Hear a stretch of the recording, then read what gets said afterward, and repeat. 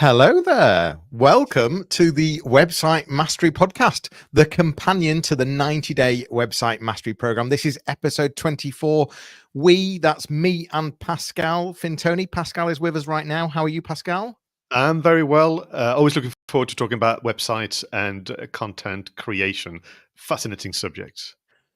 We wanted to find a way to continue to share more advice and insights about making your website work harder and for you to feel proud about your website again. Each episode will comprise of 4 segments. We have the You Ask, We Answer.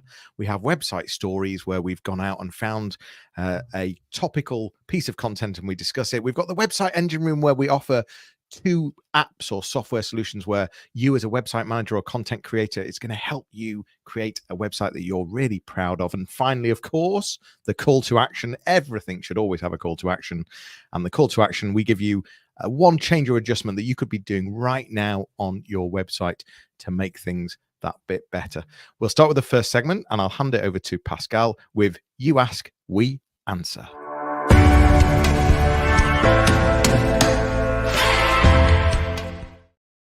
Now, this is fascinating. This question actually came about when I spotted a LinkedIn conversation actually became a very animated conversation that was started by my good friend Richard Tubb. And it was all to do with him getting a question actually from somebody from the IT industry. So we are in a kind of professional services domain. And this idea of, should I share my fees and prices on my website?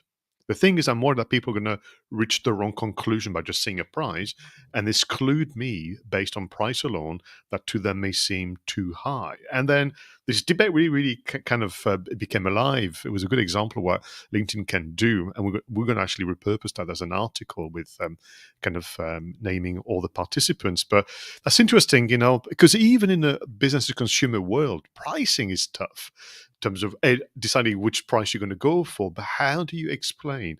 How do you express value? And how do you avoid as well this friction when people get to check out and there's additional prices that we're not aware of? And then, of course, we've got the business to business because projects are unique. They sometimes it's very, very hard to capture it and then publish it on your website. And then there's, of course, the concern that what if the competition was to go around your website, see your prices, and try and undercut you? So it's very emotionally charged, isn't it? This business of prices on website. But I'm going to turn over to you, Jonny. What say you?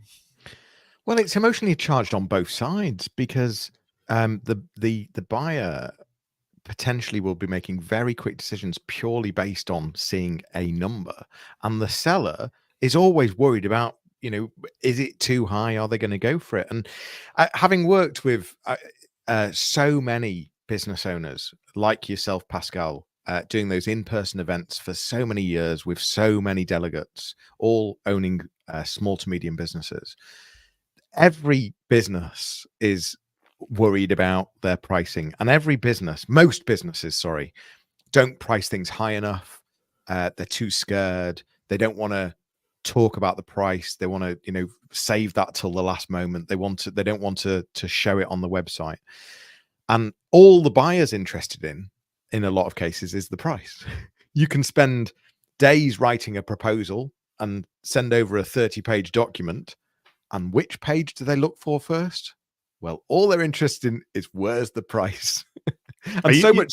are Go you on, go saying on. that all that time I spent on my exec summary and all that time I spent on describing my training program? But I learned thanks to other sales professionals that the tactic that I use now, if I get a request very, very quickly, I send what I call an overview proposal. So it takes less time on my part to describe everything we're going to do. The price is there, and we'll explain how we can break it down. Because if I'm going to get a rejection, I'd rather have it if I only spend a couple of hours, not a couple of days. But if I take you back to the website, and let's begin with B2C. So the stats, the research is out there. The consumers want to know the price of what they're going to buy, and we're going to talk about physical items primarily, although it could be digital as well. But the number one grumble is that there's always surprises and additional cost at the checkout time, and people absolutely hate this. And so that's exactly like the airlines, isn't it? So that's what they're renowned for, and perhaps buying tickets. There's always that additional fee, and that, So I fully agree. And if you're in the airline industry, I guess you can get away with it because every airline does it.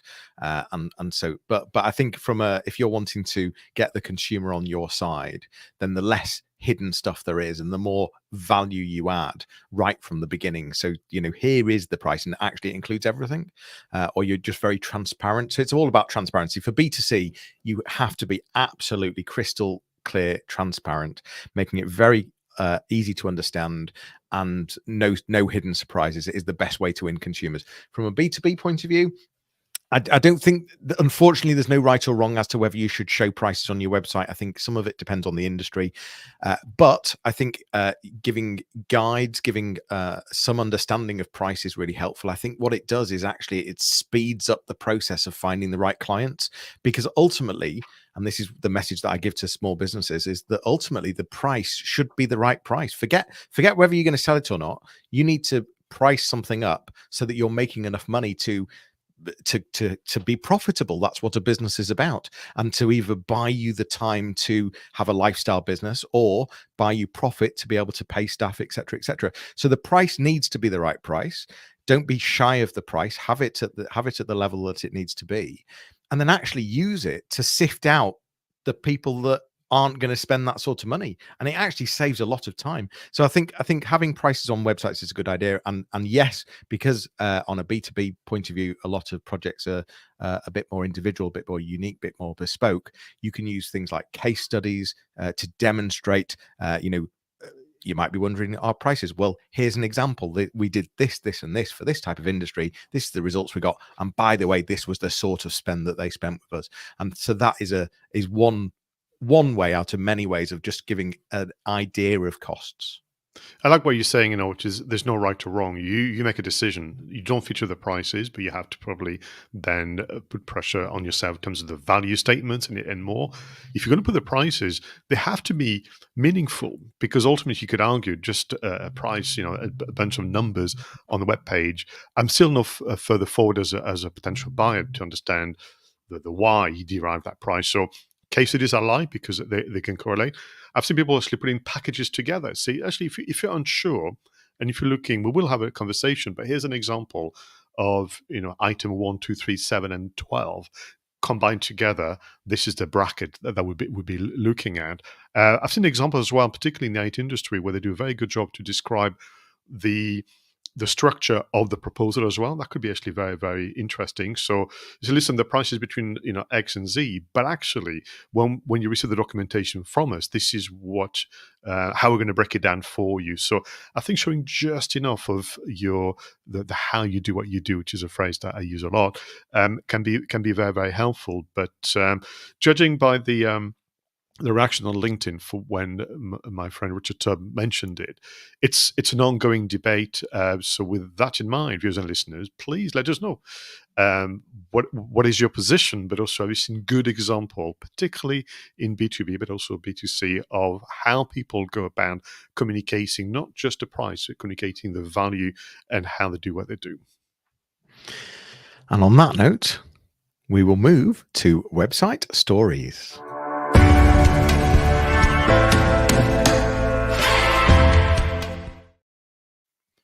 Now, normally with website stories, what we do, Jonny, well, you know what we do. I'm not going to tell you. What do we do, Pascal? This is only episode 24 of the Website Mastery podcast. What do we do, Pascal?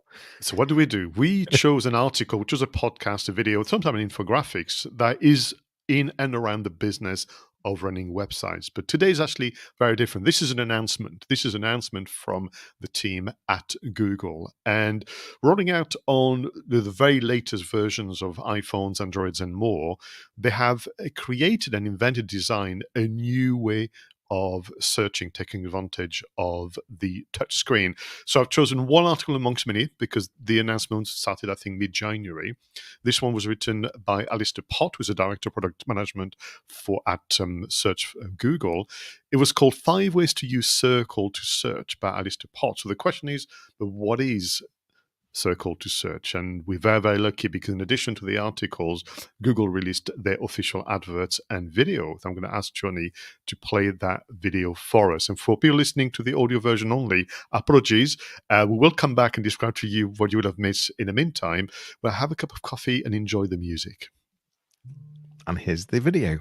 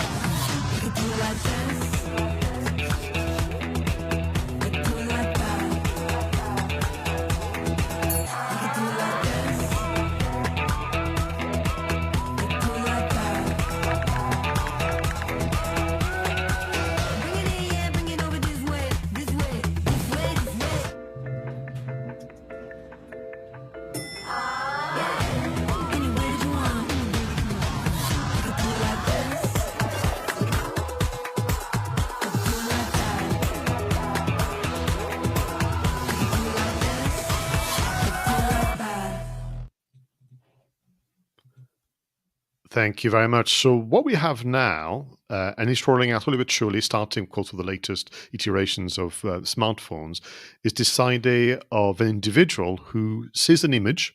That image has obviously elements within it, foreground, middle ground, and background. And using your finger and the touch screen, you can circle one particular item within that photography and get such results without having to leave that particular interface.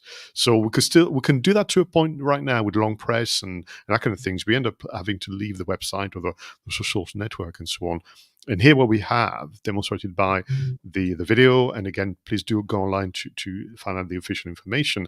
You can circle an item. So the example that was given officially was picture of someone wearing glasses. You can circle just the element of the screen where the glasses are, and you get such results, products, and more on the research. You can also highlight by essentially scribbling with your finger on top of a monument, which is what we saw, get more information. You can tap, you can actually take your own photos and then use that to search the web and so on.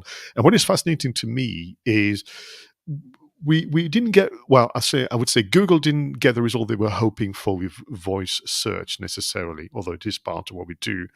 But this one feels actually very innovative and disruptive. And I wonder what the impact is on all of us with our almost photography marketing. Because if in future your customers can go on your website on a mobile phone and see one of your products and they want more information, are they going to circle it? Are they going to squiggle on it? Are they going to long press? They're going to be able to do a number of innovative interaction that actually, to be honest with you, will save us a fortune in tech development for ourselves, Jonny, to begin with. But do we need to prepare for that and change the way we approach photography? Yeah, so for people that are listening, I mean, Pascal has explained, but just very simply, you see a great picture of someone, and you think, "Oh, I like those shoes. I want those shoes." All you need to do is with your finger on an iPhone, on an iPad, whatever, circle it with your finger, and all of a sudden, Google goes and finds those same shoes online, and you've got a link to buy them, etc. So it's very clever. Very clever indeed, and this, you can interact on any website whatsoever, and any picture across the web. So Pascal, your background is very very visual. Sorry, as a video producer. This, in fact, takes me back to days when I'm producing PowerPoint slides, and you're like, Jonny, they need to look a lot better than that, Jonny. Come on. But what you're suggesting as a visual person, that there's an opportunity here for ensuring that we get that interaction with our photographs. So it's on the table that if we've got really good photography and photography that's very easy to scribble on or to circle, because there's items in there that people might be interested in or might want, whether it be not necessarily to even buy. You might squiggle the Eiffel Tower in a picture to then find out more information about the Eiffel Tower, for example. So it's how we need to up our game on photography to grab this opportunity. And I wonder whether, so listen, this is barely a month or two old as an announcement, and it's rolling out. So luckily we have time to prepare, but we should learn from the past. We always get caught out of small businesses sometimes because we're so busy. And, is there something in there where in future, Johnny, you find yourself actually telling people, circle this as an action on the website? Are we going to get to a position where actually, forgive me, the squiggle would be on us as individuals, and they would bring up our LinkedIn profile and maybe where we've been a guest on podcasts and that kind of thing. So, one thing that I'm always very critical of Google, not with regard to tech development, but with examples and the case studies. It's always very, very consumer focused, and maybe they have the data for that. But I always joke that when you and I listen to the Google I/O conference, the US must be the best groomed and nation, because it's always about the barbershop or the hairdressers, the example they give, and all the restaurants. So, but I think I would, if I could, invite Google, humbly to expand use cases to B2B in particular. But for me, I'm excited because that could be literally one of your products that is being circled for additional information. You can find yourself maybe at a conference talking, Johnny, and you've brought a picture on the screen, on all those large screens, and said, people, grab your mobile phone, point the camera to the screen, long press, and you're going to get more information about this program that I'm promoting. So I'm excited about it, because the more we can get interaction, the longer people are going to stay in and around your content ecosystem. And what wouldn't you take advantage of the touchscreen technology? And the fact that for the better part of 3 decades, someone like Google has been gathering an enormous amount of data, and now with AI, the speed in which they can match your search request is just extraordinary.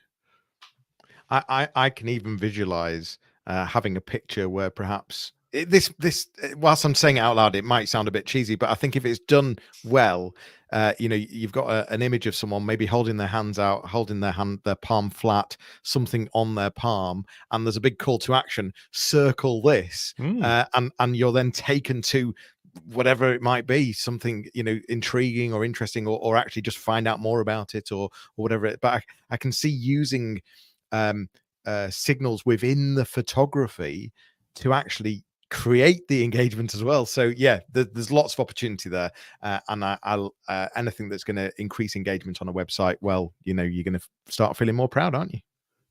I'll give you a last example. Just come to my listening to you.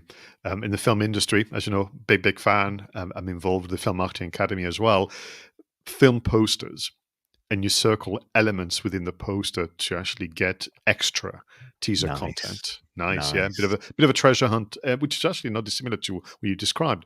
If you take the trouble to seek out information using the circle, the squiggle, the long press, and the zoom in and that kind of things, you'd be rewarded with additional content that others will have missed, like the Easter eggs. Yeah, I like that a lot. It's time for the website engine room.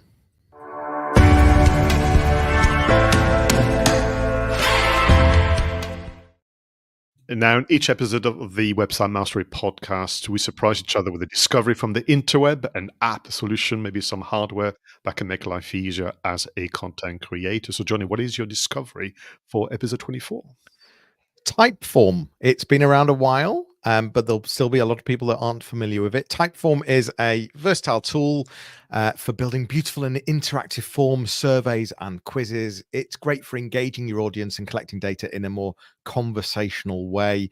It's cleverly designed to get you through the form. So the way it works is that you might have those forms where you've got 20 questions, 30 questions. Well, the way Typeform designs it is the usability is just in a very nice flow that makes you feel like you're not answering all these questions, and actually you're just sort of bite-sizing it down, answering a couple at a time.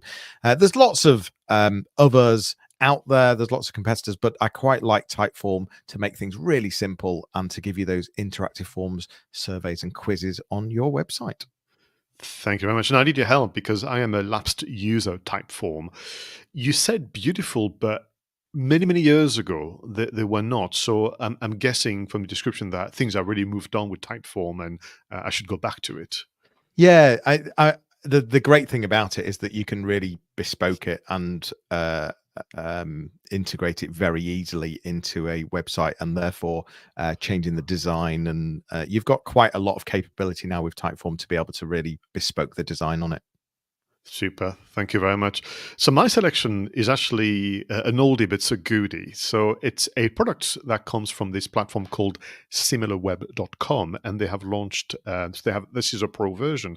They've launched a free version for kind of small teams and entrepreneurs called SimilarSites.com. And as the name may indicate, it's like a search engine function that helps you find a similar website to the one you've entered in the search box. Now, two examples of how you could use that. You've secured a great contract, and because you followed the advice from Jonny and didn't write a very long proposal, and they love you, and so on. And you think this is actually a very good customer for us. I wonder if there are others like that in their industry. And so what you can do with similar sites, you can actually enter their URL, website URL, and be given a list of similar websites. Now, it's not going to be perfect, but that can really save you a lot of time with regard to market research. And then once you have the website, you can then go on LinkedIn, for example, and find the decision makers. So that's one way. The other way, which is more in line with what we're talking about today with websites, around content curation. So I've shared that a lot, as advice, which is to share the news from the industry that you're targeting or use, to kind of find a way to be always in the know in terms of changes and development in your industry. And the way to do that is, of course, to follow those in the business of gathering that information, websites and social networks. So if you have your go-to news website and you feel like it's time for a refresh, if you have your go-to, let's say, membership organization, your go-to conference, what I would do then is use their URL, put that on SimilarSites.com, and find all the other news websites, all the other conferences and more that you may not know of for a number of reasons, and just add to your bank of resources for content curation and more. I love how such an old tool that was just seen as sort of a scraper and a data gatherer and sort of uh, an advertising platform in a way has actually come up with something quite ingenious in Yeah. terms of being able to speed things up in finding some really great content and similarities. So yeah, it's an old one, but it is a good one. It is a I good like one. it. Very quickly, although SimilarSites.com is the one I'm kind of pushing today. If you are a full-time kind of content marketer and SEO practitioner, the pro version is probably worth you looking into very, very quickly. They have this incredible dashboard for referring sites, which is kind of very, very cool as well. So, A, to know about yours to begin with, but also, let's be frank, the competition and more, knowing where they're getting the referring traffic from can give you some ideas for your next tactic. And that's going to help you with your link building strategy. And on that note, we will move to the website call to action.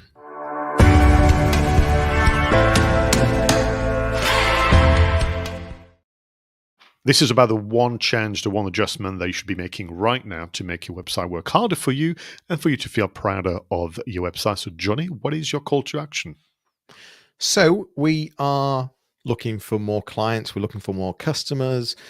One of the ways to do that is to get more people to your website, to get them to spend longer on your website. So how can we increase our search engine optimization? How can we increase our engagement time and engagement?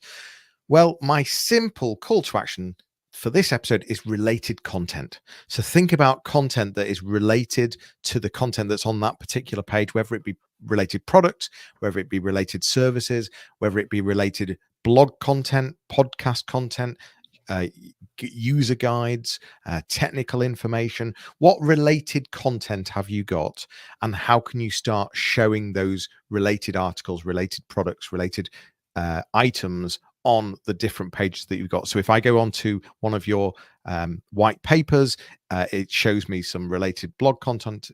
It shows me some related services, related products, and likewise spinning it completely around. When I'm on a service page, I want to see the related resources and articles that are available. And that's a great way to keep users engaged, but it's also a great way to build trust, to show users that you have a lot more depth of products or services or content around the thing that they're interested in. So it's related content. Nice, easy, quick call to action.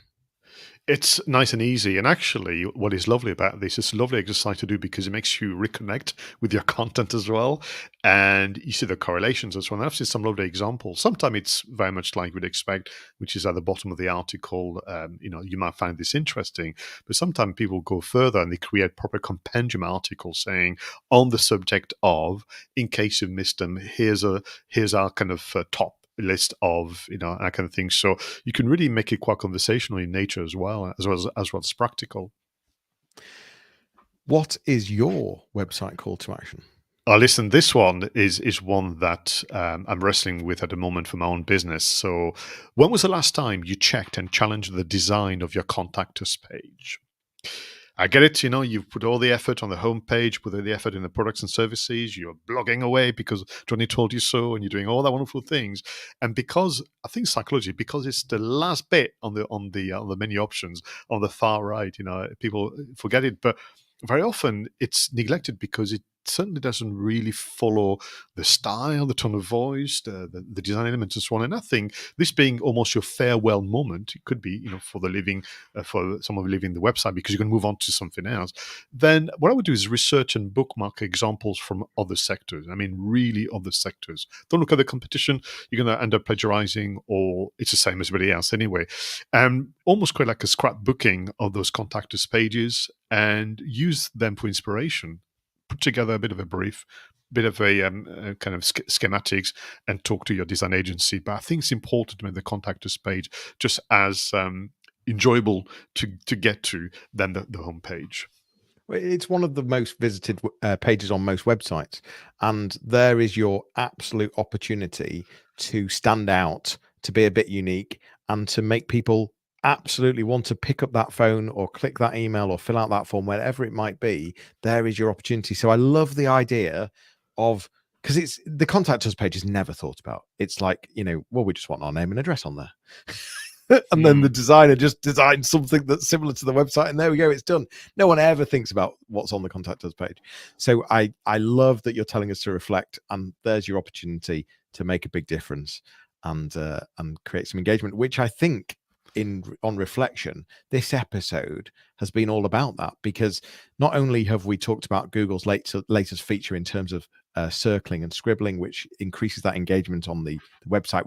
A lot of the tools and call to actions we've given you today have been around creating engagement, creating time on the website, and the pricing strategy. Well, that's what we're saying there is we're talking about how to increase user experience, how to increase getting across the value that you add, and really cutting through quite quickly in terms of, is this a good match? Is this customer, this client, is this supplier, is this company the right match?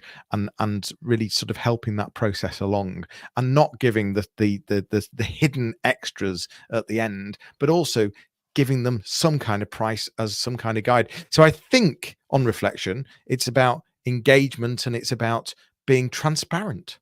Yeah, and if you can sense a hint of surprise on Johnny's voice, is because I'm surprised too, because we don't confer, we don't communicate, we kind of research separately, we add our findings into the show notes, and then it kind of comes together. So people could accuse us of doing what we're talking about, They certainly could.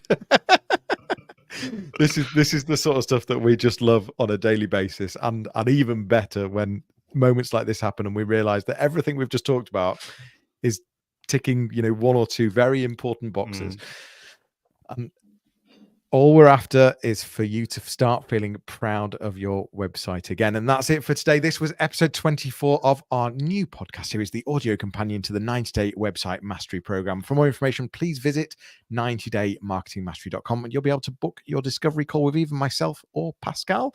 We'll be back with another episode. In the meantime, feel free to send your questions, share your preferred apps and links to your website once you've made the changes we've spoken about, because we'd love to give you a shout out. Thanks for being here. Thanks for listening. We've been live. We're also on the podcast. You might be listening afterwards, which is great. Maybe you're watching afterwards on YouTube. Tell your friends is what I'm trying to say. Tell your friends if this has been helpful, if it's added value, and give us feedback.